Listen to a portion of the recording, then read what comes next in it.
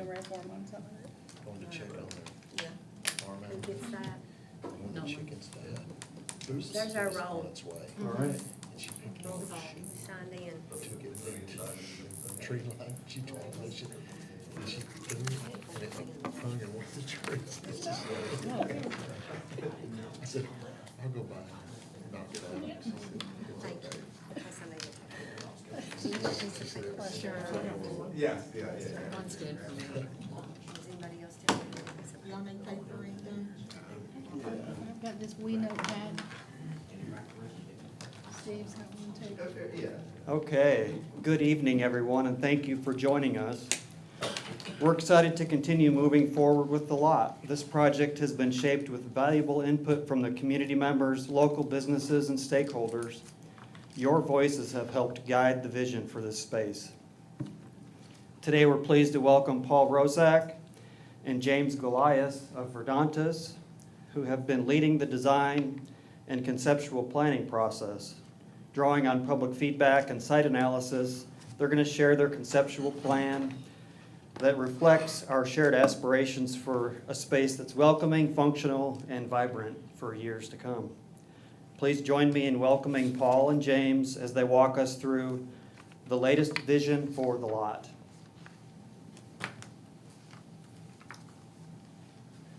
Thanks, Nolan. Can everybody hear me okay? Okay. So, as Nolan indicated, I'm Paul Roszak with Verdantis and James Goliath. James manages our Nashville office. I work out of our Akron, Ohio office. I'm down here frequently. And I'm a landscape architect, project manager. So, before I get into the actual concepts, as Nolan indicated, I think we had some good public input sessions last fall. And one of the things I took away that I kept hearing repeatedly was the community wanted this to read as a green space, an open space, rather than a paved space. So with that in mind, I'll start presenting the concepts. And I think also there were some ideas for maybe some pavement and some, to serve as a place for outdoor dining tables, seating, things of that nature. And there were a lot of good comments, so we tried to take that to heart and develop concepts that reflected what the community was telling us. So, site context, again, the lot located next to South Court Square, so that's the area we're looking at. So, we prepared two concepts, a little bit different. Concept A, we looked at more of a natural space, and this concept does not include space per se for the ice skating rink unless it was placed on the grass, which we heard was an issue. It killed the grass, and the grass had to be restored in the spring because of the skating rink. So this concept does not reflect a specific dedicated space that won't kill grass for the skating rink. But this concept, more of a naturalistic concept. We wanted the space to relate well to Main Street and to the Court Square, and be in both concepts a space that people could naturally flow into for everyday use, as well as for festivals or concerts, public events. So this concept employs a lot of low native type plantings in the plant beds, with spaces poking in for people to access the green space in the heart of the space. And adding some shade trees, which is much needed if people are going to be using this space during hot summers. And we also included, I can't point to those screens, but some pads for outdoor dining tables. And those pads kind of reflect the grid of the adjacent brick pavers in the sidewalks around the square and Main Street. Excuse me, could you turn that this way just a little bit? We can't see over here. Thank you. So these are the paths I'm talking about. We also were suggesting in South Court Square, and I see there are some tables out there, but I think we're all on the same page, that would be a good opportunity to include some pads for outdoor dining tables as well, without just setting them on the grass, and easier for maintenance and mowing around them. And again, I think some shade trees in South Court Square would go a long way to adding pedestrian scale as well as shade for people to want to use those tables. And in both schemes, it includes a visitor center and restrooms for the public, as well as an adjacent stage for outdoor performances. And the stage includes, this is a lift, it's handicap accessibility to get up to the stage level, as well as to be used to get equipment up to the stage as well. And the building, we'll talk about that a little bit later, but that is a two-story building with a basement. It's one story above grade at the level of the lot, but there's a basement level below it. And steps coming up from the parking lot level up to the stage as well. So one thing that we looked at as part of this concept, you'll see on the right-hand side, we're calling it interactive sculpture.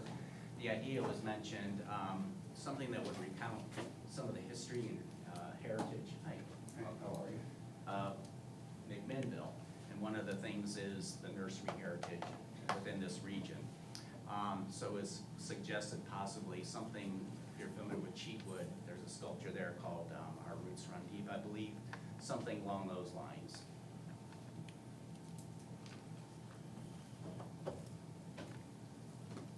So in addition to the pads for the dining tables, we're indicating kind of a plaza, again, reflecting the existing brick pavement pattern in the square and Main Street coming in to this area in front of the visitor center, an opportunity for dining tables in that space as well.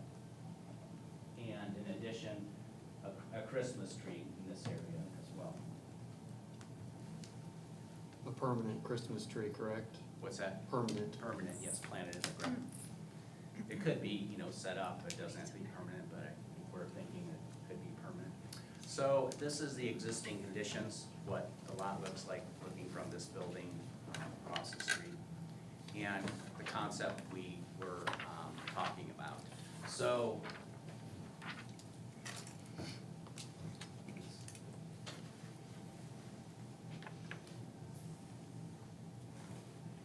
again, the pads for the dining tables within the space, this central green space lawn area, and this interactive sculpture that's kind of picking up on what's at Cheatwood now, something representing roots, or it could be something else that the community desires to represent the McMinnville. And shade trees, as well as the building in the background. You can see what we're suggesting architecturally that begins to look like. And the stage with a permanent canopy over it. There would actually probably be canvas on top of this, but we wanted to show what that structure looked like in the rendering. So we're not illustrating the canvas on top of that at this point. Any questions before I proceed on this concept? Just a comment, that looks beautiful. Oh, thank you. So I think this is a space that serves everyday use, and it's inviting to for everyday use, as well as serving the needs for festivals and events. Anything else?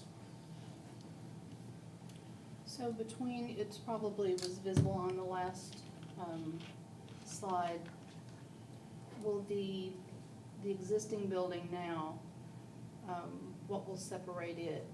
Is it stairs that will separate it from a new structure? So there would still be a space between there, and it would be a walkway between those Okay. two buildings, and it'd probably be like at least 10 feet wide. And Okay. the two buildings actually aren't parallel perfectly, so it gets a little wider as you head south.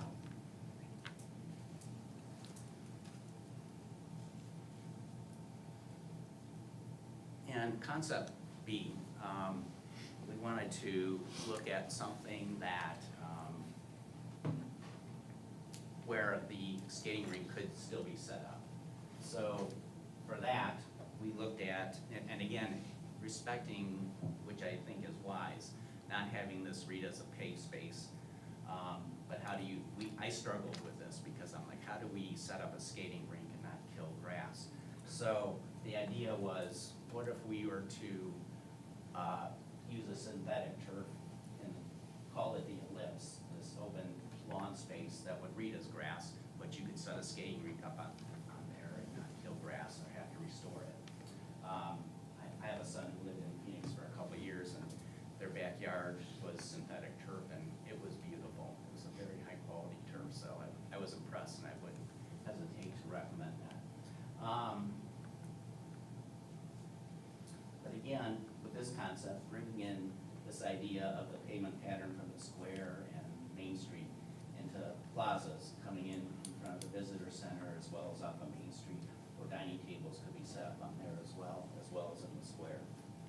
And again, some shade trees, give some scale and shade to the space. And again, what the lot looks like now.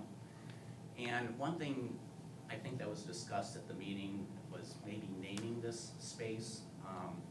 And something to me was endearing about calling it the lot. So with that in mind, I thought, what about calling it the lot and having an interactive sculpture, meet me at the lot, to kind of tie this space together. And there's a rendering showing the ellipse, synthetic turf, separated from natural turf on the perimeter by probably a poured-in-place concrete flush edge, or it could even be stone.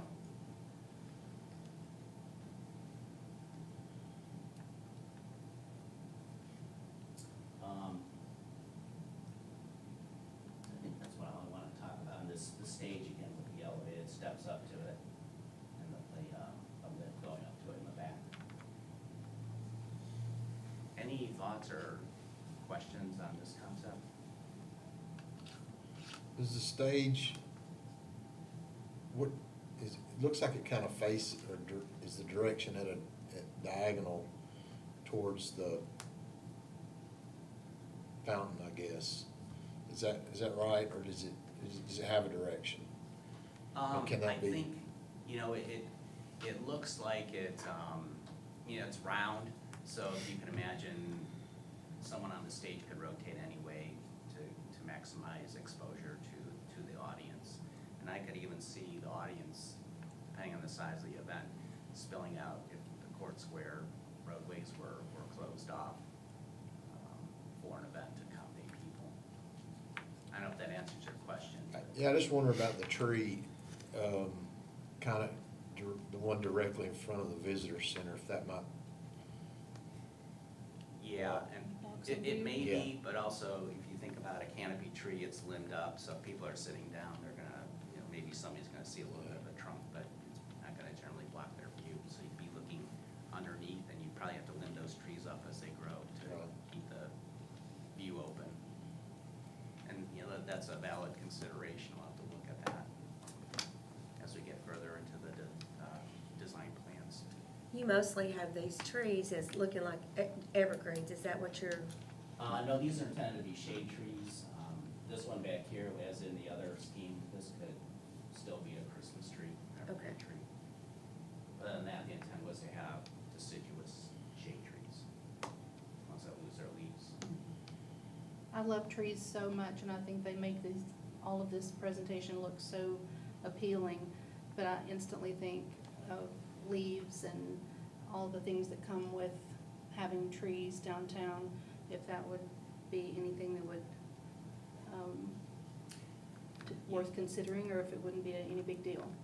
You know, you're right, there is a maintenance aspect, but yeah, kind of want to balance what is going to make the space inviting and maintenance needs. Yeah, there is maintenance, but on the other hand, that's one of those elements that invite people to want to use the space, if that makes sense.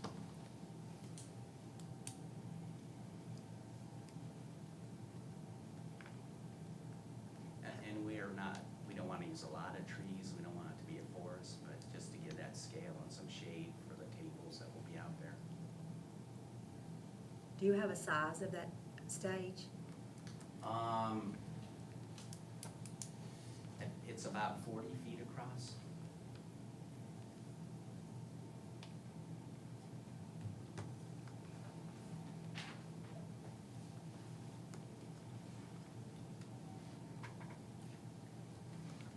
So again, what that would look like with the proposed improvements.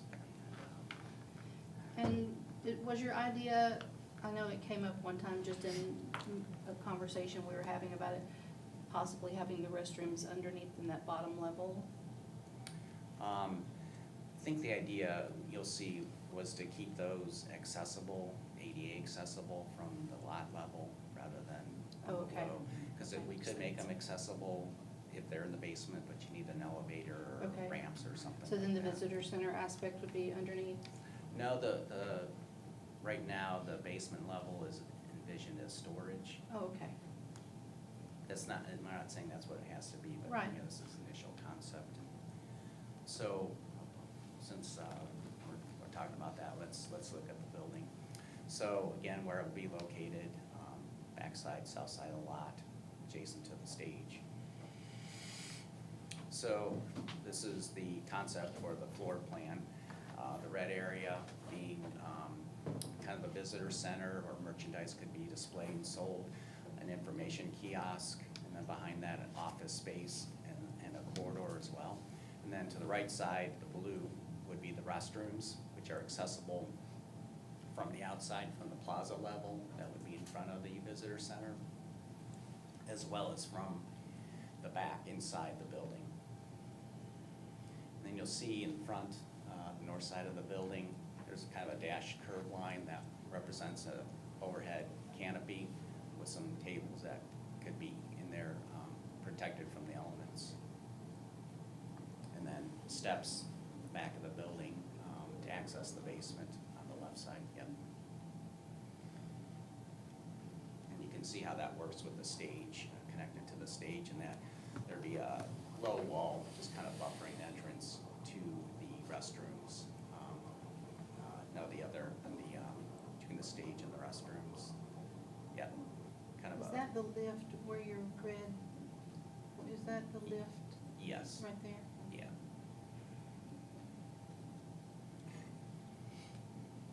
And then, quite simply, just the basement plan and showing the steps down to the basement. And then some rendering, some elevations, showing what the building might look like, some brick, stonework, and how that stage relates to the building. And again, it'd be a structure, basically 2 support poles with a structure on top of that with canvas, 2 peaks of canvas.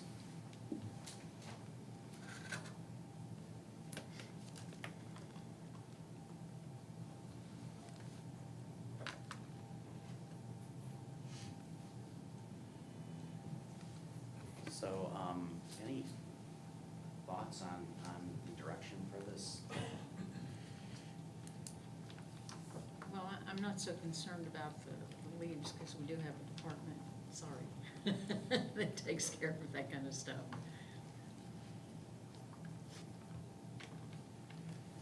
How does everybody feel about the concepts that were presented? Do you think we heard what the committee was saying?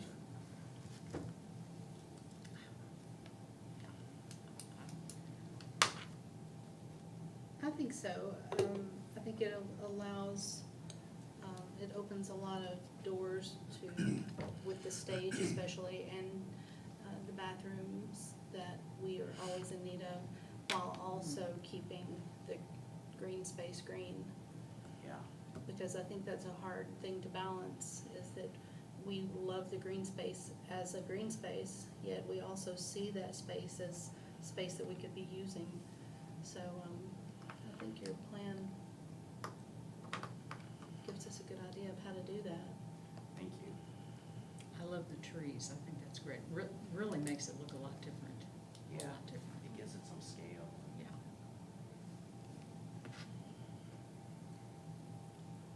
I kind of also agree about keeping it called the lot. I think that's just what people call it. It's just as a reference of the Milner Center. People are always it's always gonna be the Civic Center, even though it's the Milner Center now. It's, people are in a habit of calling this the lot.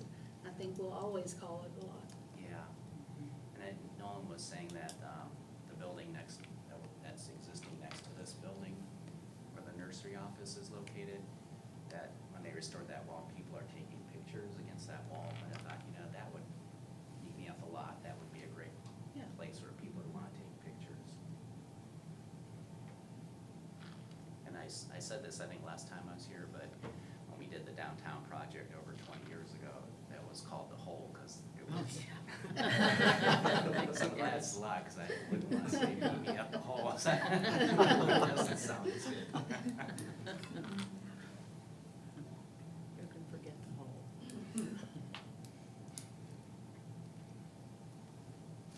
Does anyone have a strong opinion on the synthetic? I just traveled last week, and saw so much of it. We were in Savannah, and the area where we were, they had it everywhere, and I was surprised at how nice it looked. Yeah. And it was heavily used, and, it looked great. Yeah. You don't have to mow it, I Don't have guess. to mow it for sure. Right. Yeah. I don't know. I kinda like grass.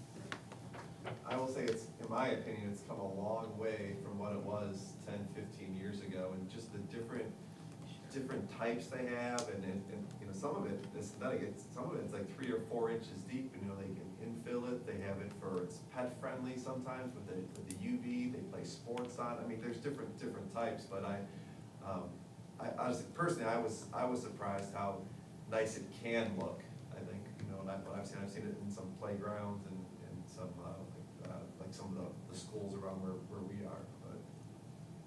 Yeah. Again, I was just kind of curious, because it's not natural, you know, I mean, you're trying to fit it in, but it's not a paved area, it's not a, you know, it's not a hardscape, so it's, again, finding that balance that meets the city's needs, but still functions for what your goals are. And synthetic turf is a system, there's a drainage layer underneath it, so you can lay it flat without having to rely on surface drainage. But it does infiltrate through the material. What's its life expectancy? Does it fade and things like that? How does that work? You know, I still have to check into that, but when I initially was looking at it, it's like 15, 20 years. But we have to start looking at specific systems now, and what the lifespan would be of that. There was a school that I was working on in the Nashville area, and they were putting in synthetic, now it was for like a sports field, so a little bit more wear and tear. And on that one, it had a 10-year warranty for wear and tear and for UV and everything. So that, I mean, they're saying it lasts longer than that, but they were warrantying up for 10 years. I would think, and again, like what Paul was saying, we'd have to check to see if it's a little bit longer, but I mean, it definitely would have to be replaced at some point in the future. I mean, it would, but. So our primary reason for considering, that type is the ice rink. I think so. One other thing to mention was, it was mentioned that people rent, I think they rent the lot for weddings and set up a tent there. I think something like this scheme would allow, maybe the city administers it, but they set up a tent, and it would be a set tent that would, we would design it so it fit into that space. I think this concept lends itself to that type of use, perhaps better than the first scheme. Although it could work in the first scheme, but I think this is a lot more open in the center of the lot. I guess if you think about having an event, and if it were grass, and it rains, and then the rain goes away, Yeah, with the synthetic surface, you could continue with your event. yeah, But you're not gonna have standing water, because it's gonna infiltrate through that material.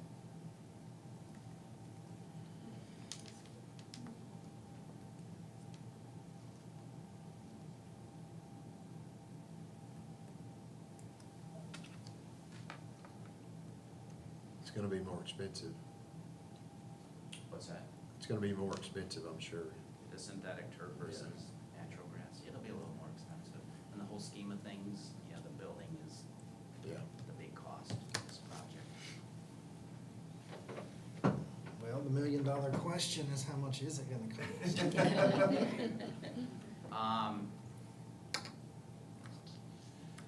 We haven't done a formal cost estimate. We did, and I don't remember that, I should have, but, our architect, had a square foot cost for the building, and I really forget what that is. So our next step was to put a cost estimate to the preferred scheme.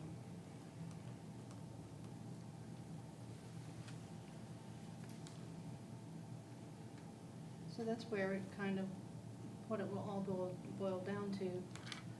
I was just thinking of, you know, if it was just way more than we could even imagine, what were things we could pull away from, such as maybe that awning over the stage. If we had to cut anything out, we could still have the stage area and come back in the future and add the awning. Yeah, I would think structurally that could be designed so that canopy structure could be added in the future. That's what I'm, canopy, not awning. Can you go back to this shot on concept A?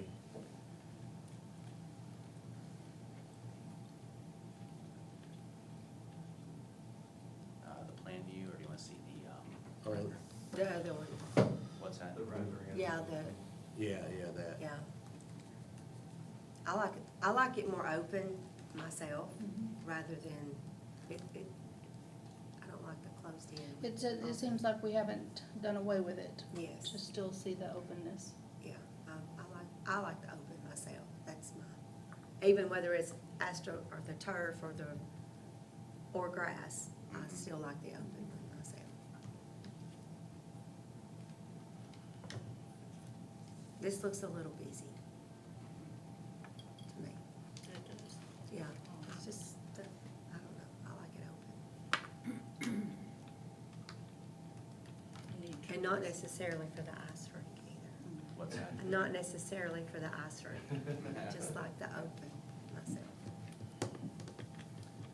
You know, I like the idea of, I think this space, whichever concept, is becoming something that's dynamic and invites everyday use and seasonal use. And I think if you put the ice rink there, that's an even added element in the wintertime. People would not otherwise probably be in the space.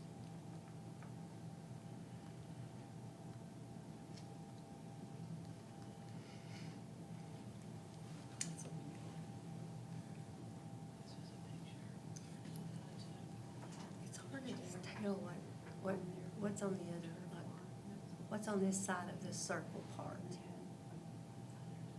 What's that? What's on this side, like what you said where the car is? On the sidewalk? Yes, what's, you see the sidewalk, what's beyond the sidewalk there? Is that tables or, like pavers or, I see some planters. Oh, Hey, can you bring that over here? sure. You can see that over there. Let's get that a little closer here. Oh, okay. See, you mean this? Yes. That's the No, existing- this right here. No, right here in front. Yeah, so this is Yes. the existing sidewalk, and this would be. Yes. New addition with the same Yes. pavement pattern continues Yes. there, as well as back there. Okay. What about, is this grass? Yes. Yeah. This seems like a lot more cute stuff.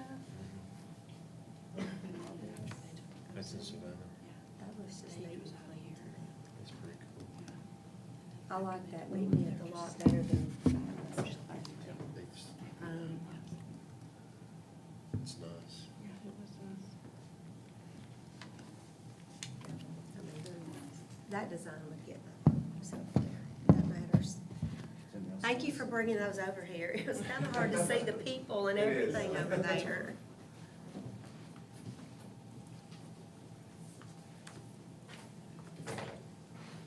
Maybe I could touch on the idea of the visitor center. Just, it knocks out the need for the bathrooms, that check. The visitor center would be open, I don't know what the hours would be, but it would be manned by our tourism director or their staff. We could sell stuff out of there. And it would be where people come from all around. They go there to start their journey through Warren County. And I'm sure Jordan can talk more about that generally, but this would be the tourism hub.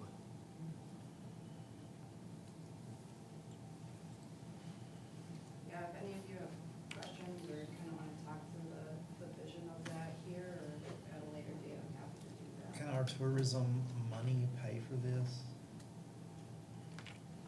I think in part, so part of the reason that the design is the way it is so that we can legally use tourism funds. So tourism funds have paid for the consultation and design to date, and that's part of the reason why we moved away from the backstage community kitchen concept, because those are not tourism-facing elements.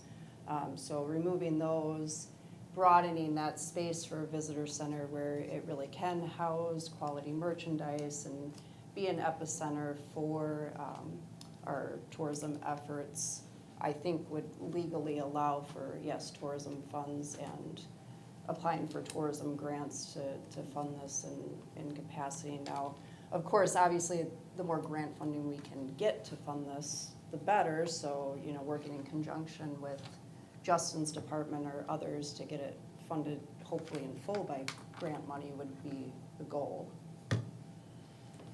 But I think as long as we keep this design where, you know, the vast majority is tourism facing, I don't see any issues with using tourism funds for construction.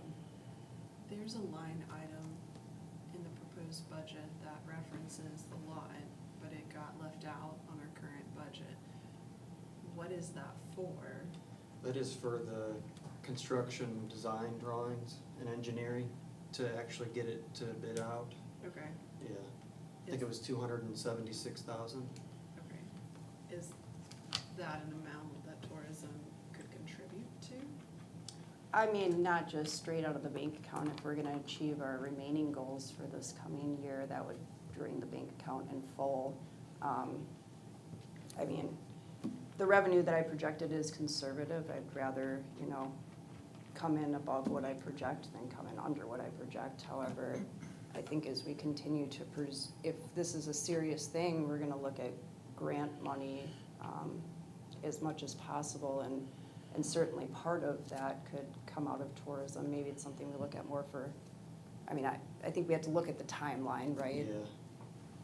I don't think the expense wouldn't be due up front, so you're not just dropping 276,000 out of your account. So it would be paid as you go, I assume, and ideally it would be funded with grants, The supplemented by the existing revenue that they have in their account. it's So it not- would be a combination, sorry, to answer your question. So it's not something that we need to necessarily consider in our budget this go around to make this possible now? That's up to you all. Well, I mean, that's the next step. It's like, okay, Yeah. we like it, but how do we move forward? Yeah, so if you say I like version A, well then the next steps would be to proceed with the plans and get it bid out to see what the cost will actually be. I do think that you all can put a general cost.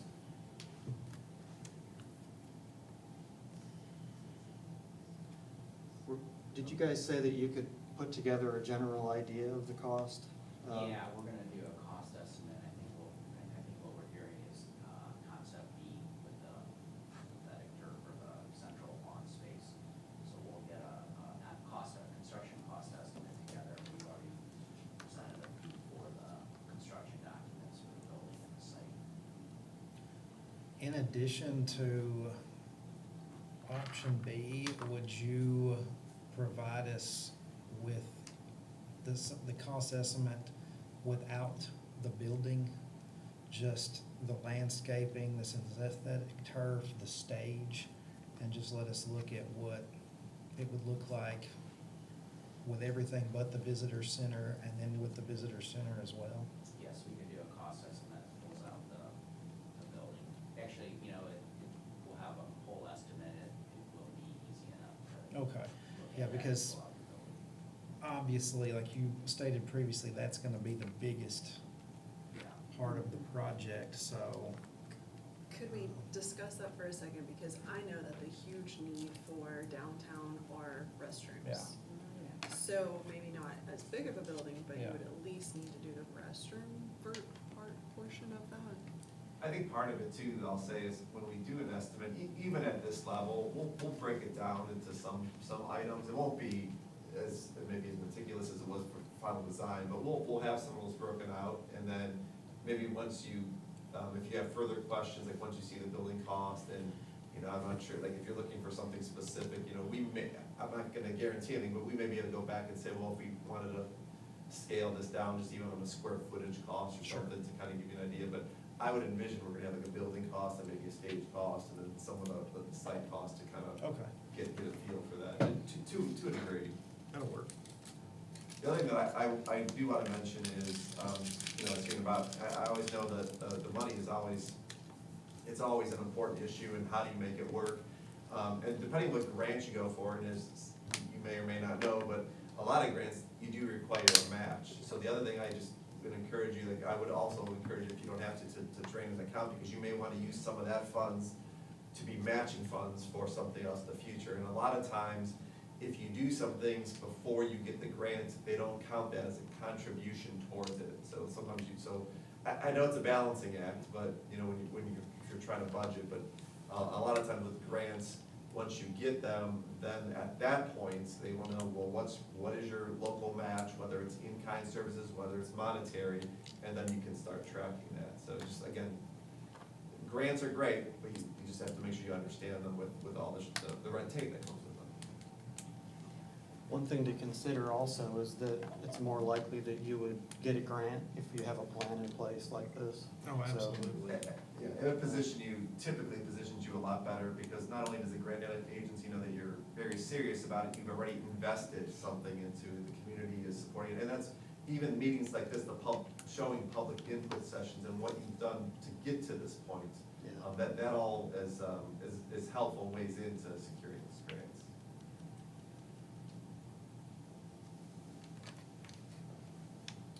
Does anybody have grants that they're aware of? I think Linden does have potentials already. Okay. I don't know if this is one of the grants you're thinking about, Nolan. You know, we always go to TAP grants a lot as a potential grant. I don't know if it would cover this. TAP grants, you know, it's for ADA improvements.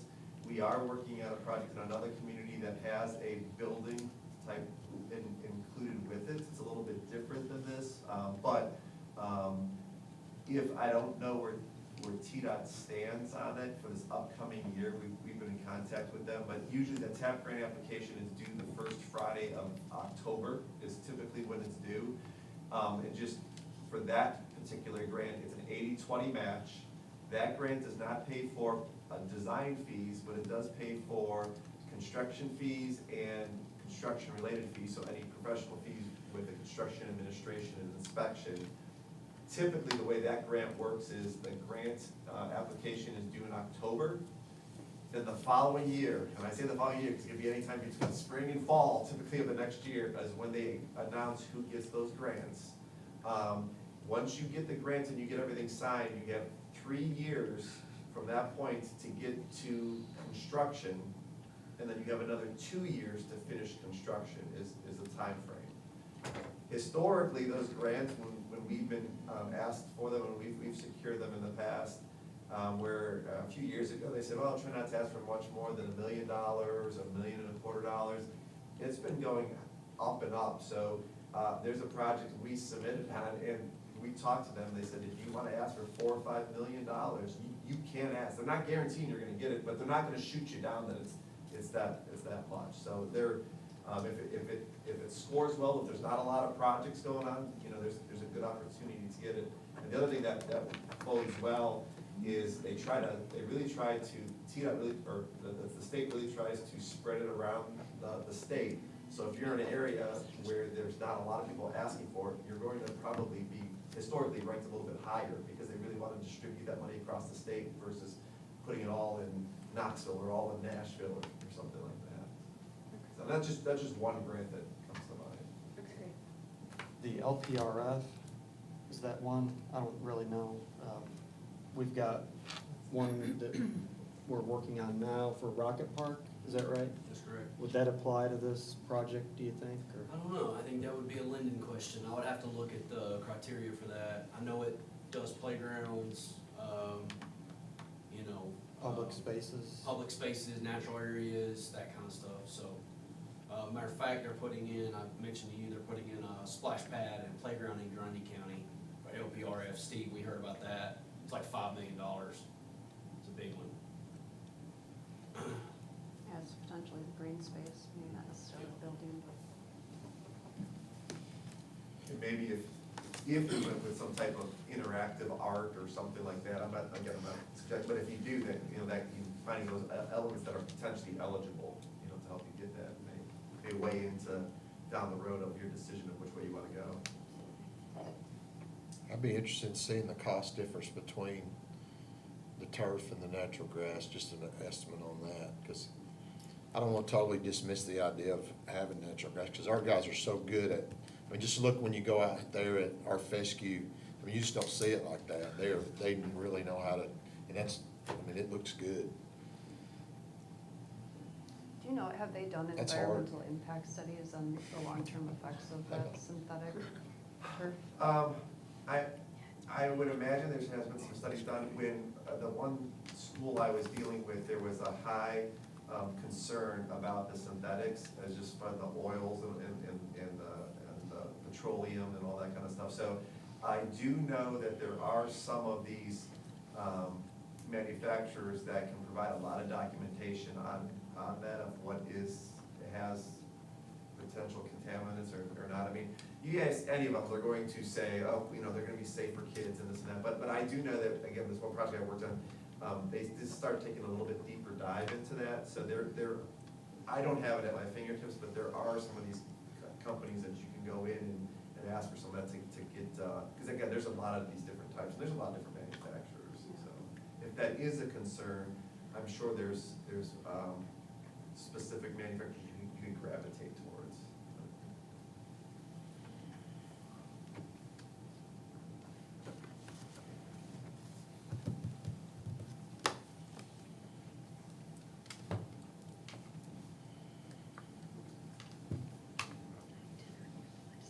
Is the building the same in both concepts?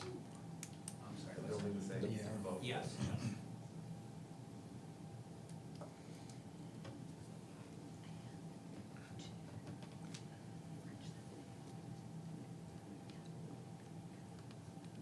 And we're gonna leave these boards here with you guys, and then we'll either leave the PowerPoint or email to you so you can all have it and spend some time looking at it, because if you think of something after the fact too, you know, if you reach out to us, please, or whether they filter it to you, link it to us, or however, you know, I think at the end of the day, we really wanna make sure we're getting it, we're hearing what you're saying and trying to get it close and giving you the feedback, you know, the information, like with the estimates and all that, so we get that right.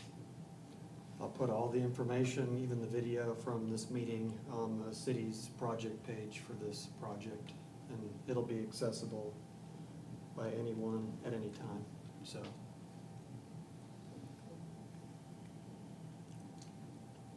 And just from a timing standpoint, and again, approximately, and I know Paul and our architect were more involved with this. I'm a civil engineer, so I wasn't quite as involved with this, but typically time frame though, if and when you decide to move forward with, we do want to go forward with some construction documents.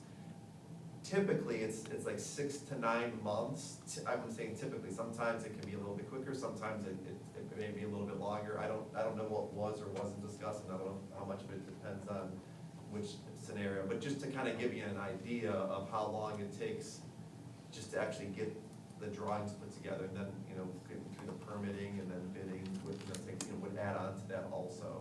So I would say just ballpark, once you say go, you're probably at least a year away from actually getting to a contractor, about just timeframe, just big picture.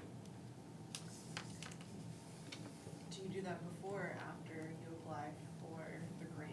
Like, I'm just trying to figure out what the timeline is. So my suggestion would be is the fact that you have a plan, you have a concept, you have some designs. If there's some grants out there, or I think it's good to start looking now because you have documentation to show it.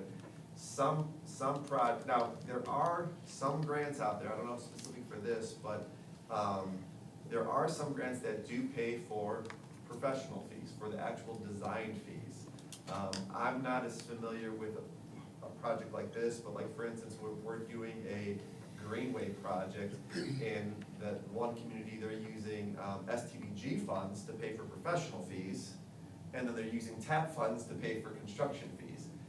And the reason I say that is because if you think there's a potential grant to do professional fees, you may not want to go full authorization to start the design, because if you start it and then you get the grant, it's not gonna pay for it. You know, there may be some things you can do, know that if you take it off in bite-sized pieces, you may wanna authorize, you know, this or that little pieces, but, I will say typically, to find the grants to pay for construction fees, it's harder generally to find those versus like construction.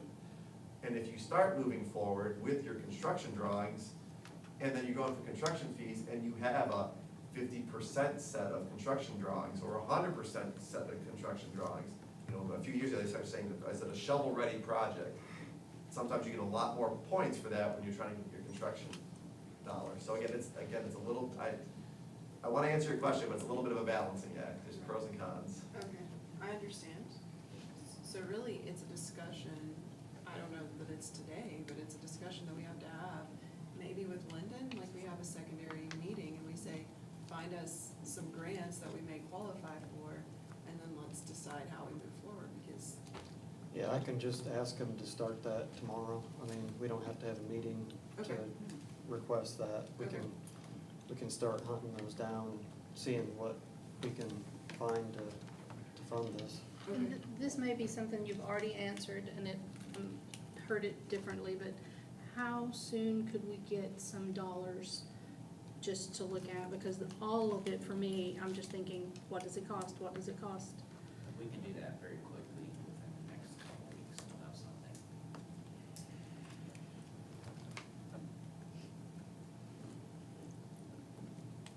But the plans are great. Thank you.